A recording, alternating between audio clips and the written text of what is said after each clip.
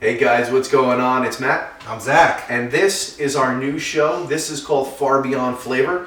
Essentially, what we're going to be doing on this show is if a rock star has put their name on it, or anybody really who's famous in the music industry has put their name on a product and it's edible, we're going to try it. We're going to give it a rating, kind of similar to what we do in 2 minutes to review. Yeah. So as you can see in front of us, we have various beers from 311. This is one of the first bands that we really wanted to do. We're big fans of the band.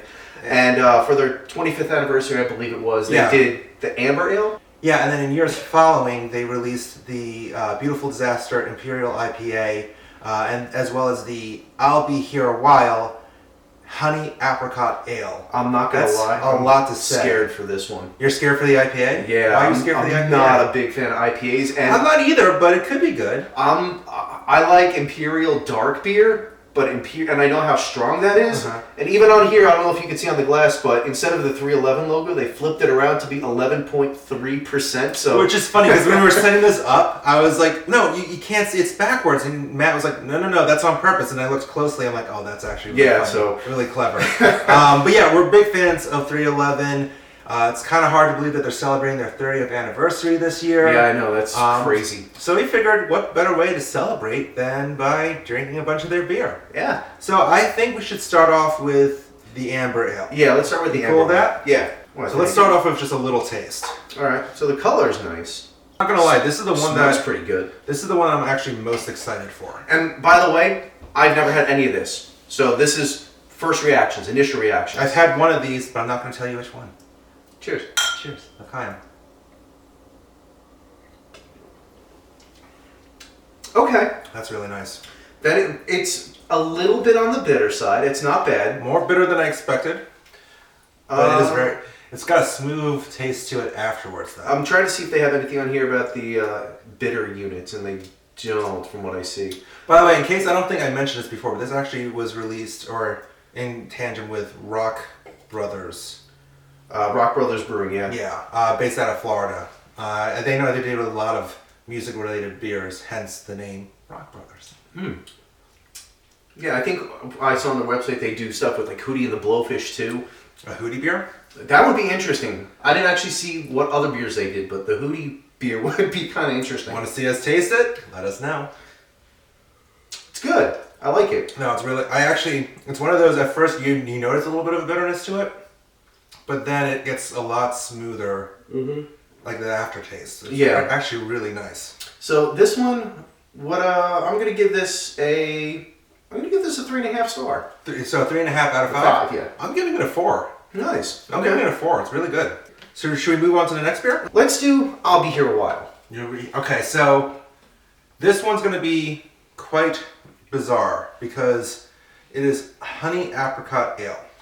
You know what? I think this one's going to be probably my favorite. You think so? I think so. So let's do it in the actual glasses.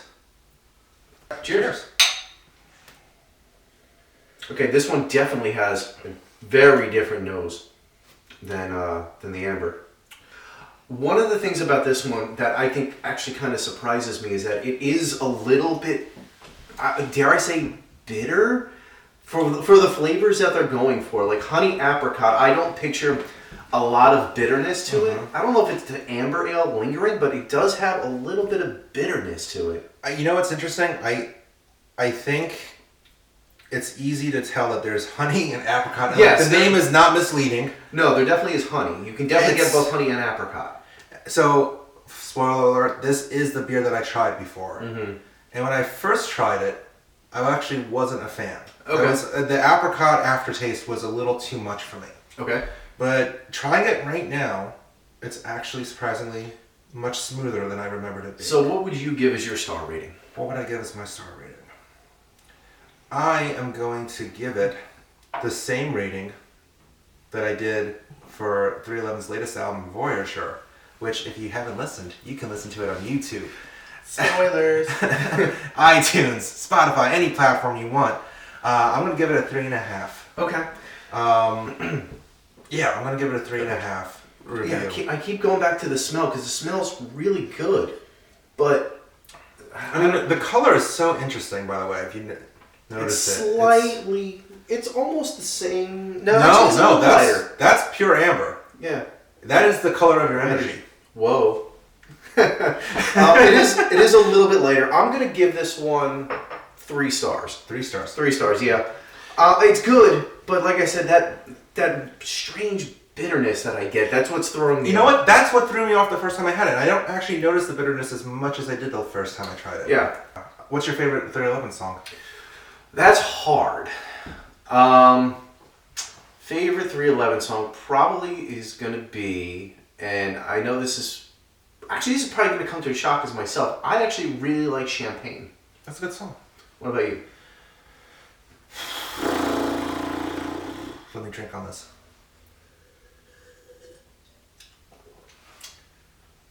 I'm torn between a few songs.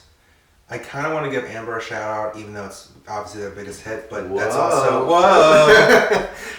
but it's also, I mean, it's one of my wife's favorite songs, so I'm definitely biased on that. Okay.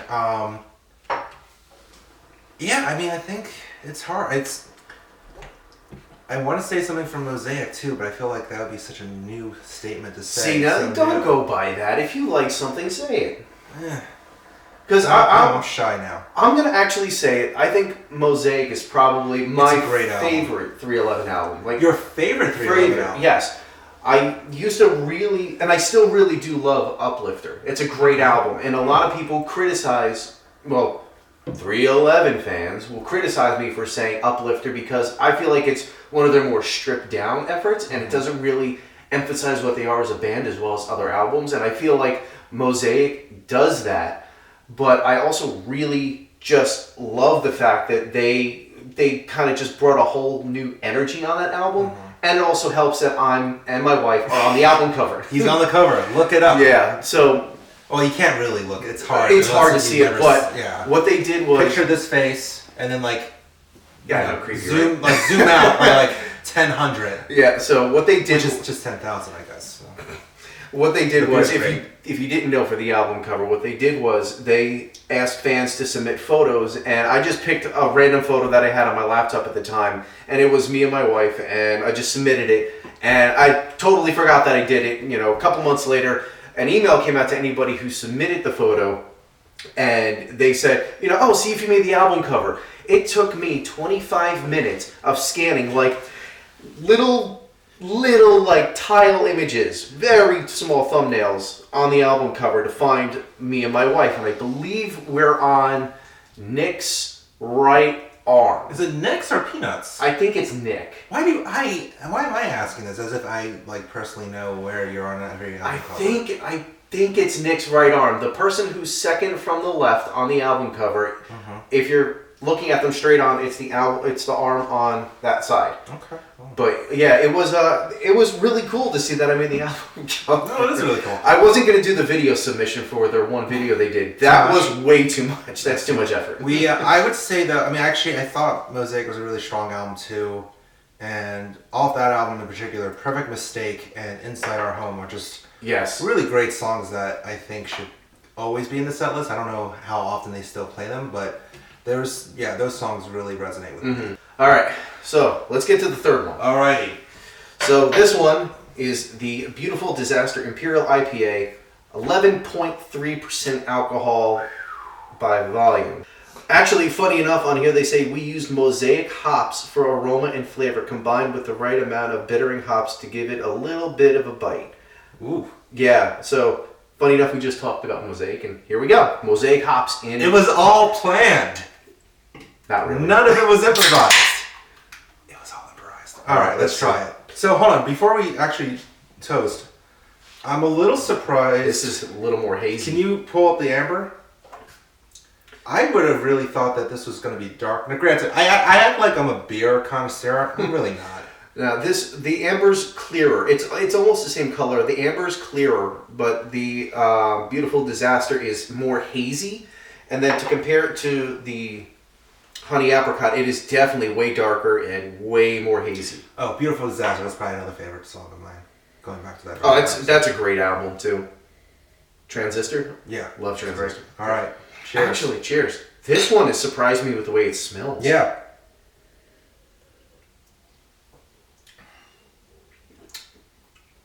Whoa. Wow. I Okay. expected this Okay, hang on. to be way hoppier. Ooh, well, no, there it goes. Whoa. Okay.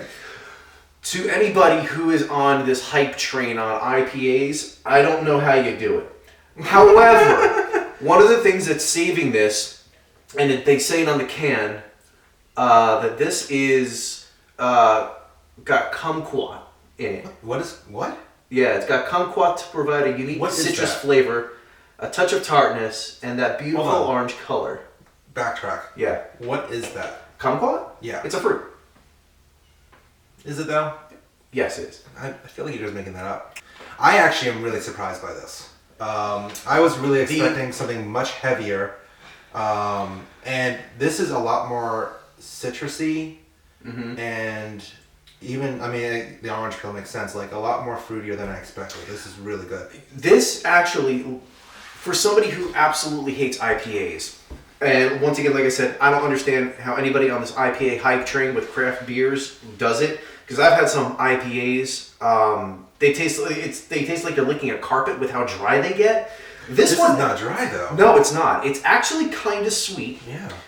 But on the back end, when you get the bitterness of what a traditional IPA is, Wow. it's not as bad as I thought it was going to be. No, it's really because good. this, like I said, this was the one that I was the most afraid of drinking because I'm not a fan of IPAs. And then when they call it an Imperial IPA, you know it's just going to be something heavier, a little bit more alcoholic. And it is. It's 11.3. The amber, to give context, this one is 5.7. Okay.